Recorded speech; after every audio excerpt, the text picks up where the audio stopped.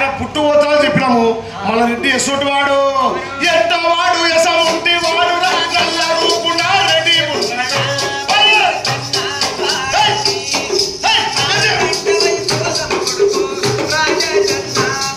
రెడ్డి రెడ్డి కాదురా బంగారు కట్టి కట్టి కాదురా వరాల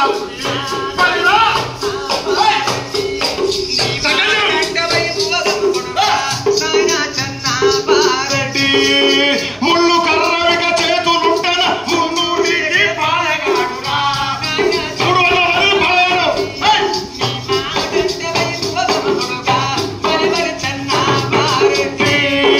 చెన్న గోల చేతులుంటన 100 మందికి పాలగాడురా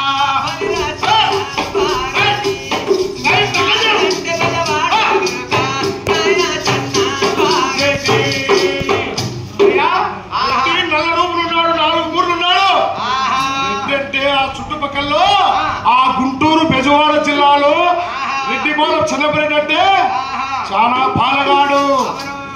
వాళ్ళ రెడ్డి అంటే రెడ్డి పుట్టుగోత్రాలు రూపురేఖలు వారి అండసందా చెప్తుంది. మళ్ళా రెడ్డి కాపా రైతులంటే కల్పవృక్షము అన్నదాత. రెడ్డి అంటేనే 10 మందికి దానం చేసేవాడు. మళ్ళా రెడ్డి దగ్గర ఎత్తులున్నాయి ఎట్ట ఉన్నాయి లాగా ఉన్నాయి చల్లపరెడ్డి ఎత్తులై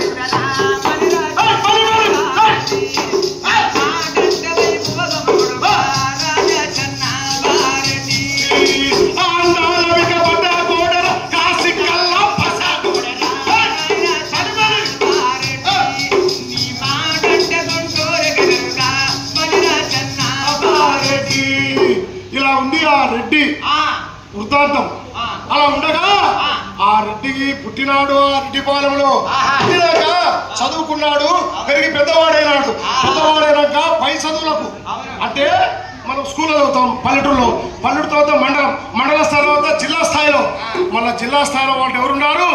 మేనమామ నాగి రెడ్డి కదలి వచ్చారా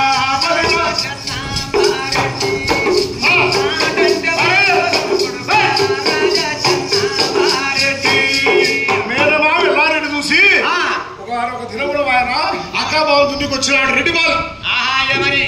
ఏం మామా ముసలారెడ్డి అక్క మళ్ళీ చిన్నపరెడ్డి చదువు అయిపోయింది కదా ఇక్కడ పల్లెటూళ్ళలో, మళ్ళీ పెద్దవాడు పంపిస్తే పై చదువులు చదివిస్తారన్నాడు. సరే ఇలాగనే మేనమామవిక వెంట వస్తాడు పాలగాడు